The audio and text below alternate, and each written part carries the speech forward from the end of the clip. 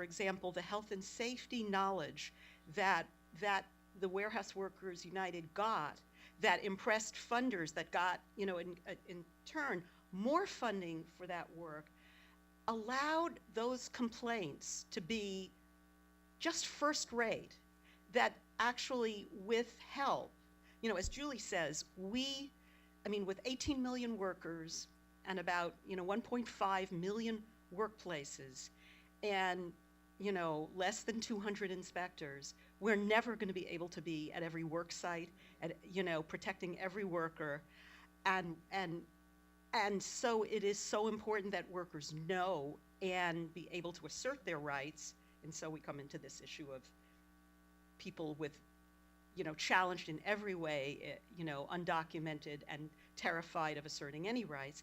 But in any case, those kinds of complaints we were able to really act on and, continue as Warehouse Workers United find more. We may really be able to go up the chain, even ultimately up to Walmart, in these cases, because of the kind of evidence that we were able to get. And I think, as Julie says, depending on, the partnerships with you, being able to be at the right place at the right time, trying to push our appeals board to take things we did not observe, but unobserved things that, or observed things that come from advocates that are well documented.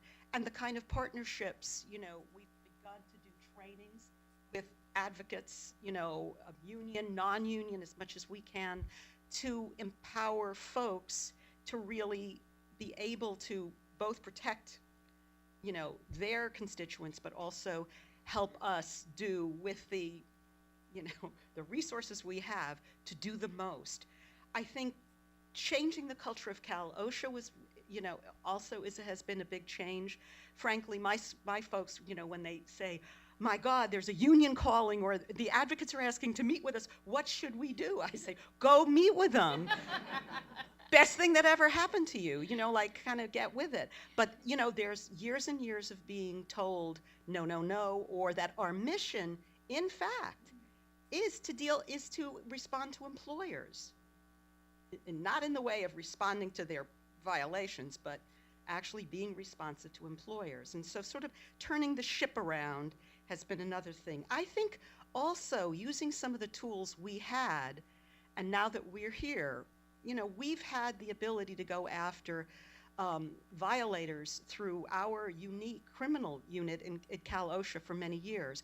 And we're using it like crazy. We are actually bringing criminal violations, working with DAs, making them our, best friends, making health and safety, worker health and safety, as sexy as other things. And a lot of you have been part of that, and we want to do more. I think the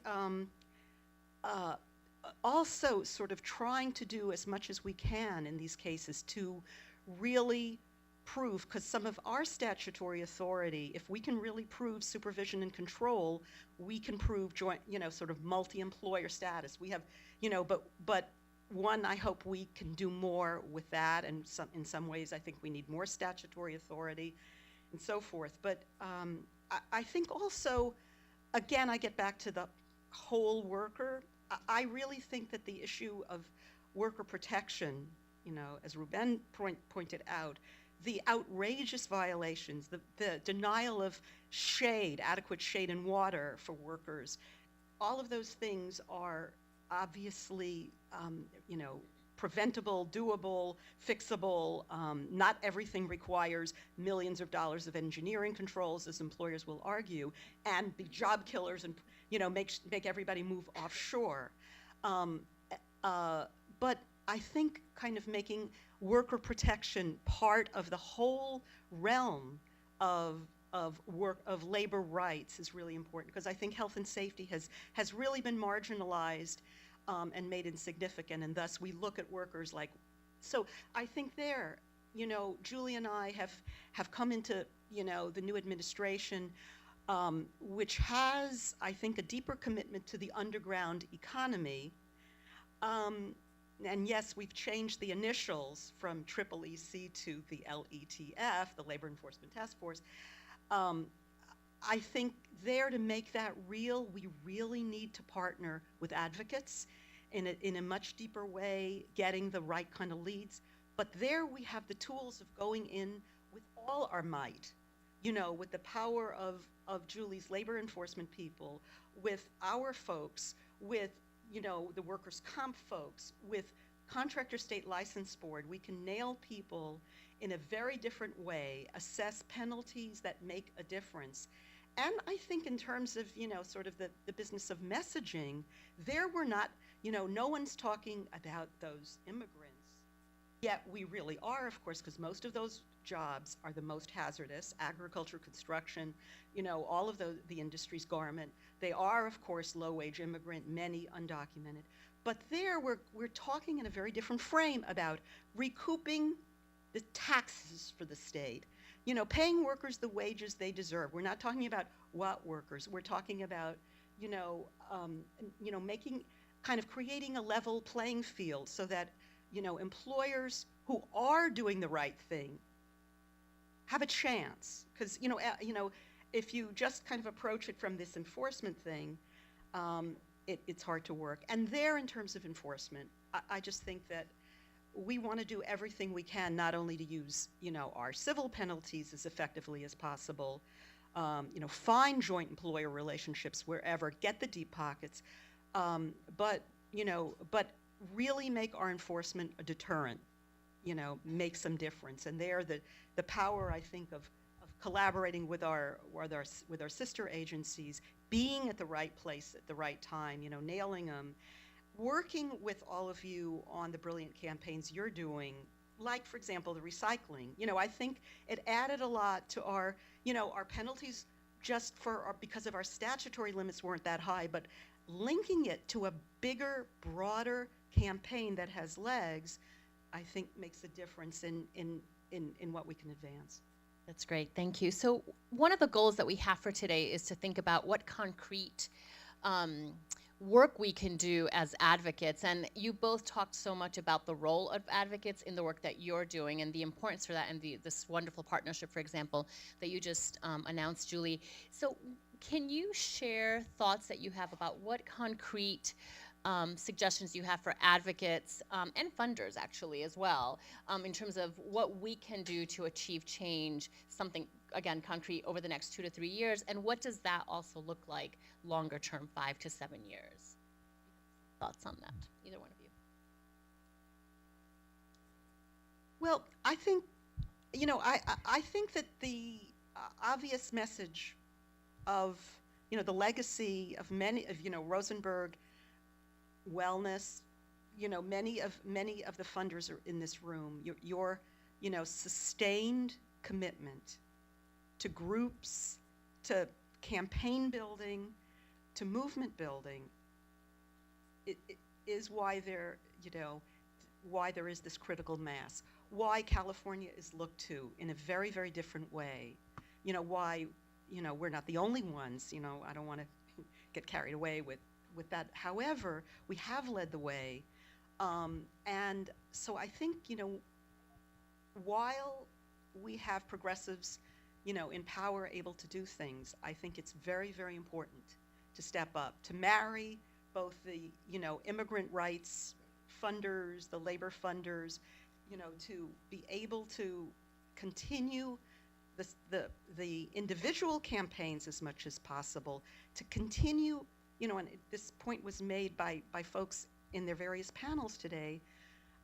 I want to just shout out to that supporting the support groups that give legs, like in the immigrant rights movement. I think that long sustained movement, not only of individual groups, but of the connectors, of the people who provide, the brilliant stuff about messaging, or the, like the NELPs or the NILCs, who can really give you the legal stuff so that every single advocacy group doesn't have to know it all, but has a jump start and can be, and the opportunities to share. Years ago, we had several sessions that Rosenberg supported, with NELP on the subcontracted workforce. And I asked Bruce, because my memory, you know, with this job, I mean, I need like another soft drive. I need, another hard drive. I need to offload something because I can't keep up. But, I was asking Bruce just to remind me of just what industries were around the table. I remember Nikki was there. We did sweatshop, we did garment, we did some of the taxi, we did electronics, right? But now we see the California workforce, the California dynamic economy. I mean, now everybody's a temp. I mean, nobody works for anybody. That tendency. So we need continued support for the research on all of this, the understanding of those connections. Just like, the warehouse logistics thing is, like Kiwa's strategy. I mean, I don't want to single out one because all of you are equally visionary, and we don't have time to go to all of them. But I think that kind of support and thinking, the kind of opportunities to continue to get together, because there was a lot of value in those, 2 days, I remember, of organizers and lawyers, coming together to see what was common, how to build on the strategies the farm workers had started years ago but could be applied, what's different, what's same. But I think, again, those kind of opportunities are certainly really valuable. And then I also think that, even though there's unique issues of, struggles, for example, the right to be unionized, that may be unique in some, industries, there are also, or in addition, some very common themes. And I'm just wondering about, the whole issue of attacking the subcontracted labor force, that, I would just like to see and dream bigger of an approach that really tackles all industries, that holds all employers, so that it's not dependent on each of your groups to mount the next mighty fight and then wait for the governor to sign this bill or that bill or what. I mean, there's just a limit to time and energy and resources, and it's important to shine that light for you to continue campaigns that allow us, the violations, the abuses really help us in our enforcement, help us with labor law reform. But still, I would dream of something more overarching. We had legislation that was being considered about all subcontracted industries, PEO, language that would have, helped every industry, every advocate in all these industries nail them without our agencies having to prove, oh my God, is this employer exercising, enough control and supervision, but really some, indices of control that might apply. And that's a different kind of fight. And I don't know how that fits with the individual strategies, but I want to put that out as a longer term dream, because I think it would help advance a lot of people's fights. Great. And so that we will take that back on in the next hour, because that's a nice 5 to 7 year goal, perhaps, or maybe even shorter. But Julie, do you have additional thoughts?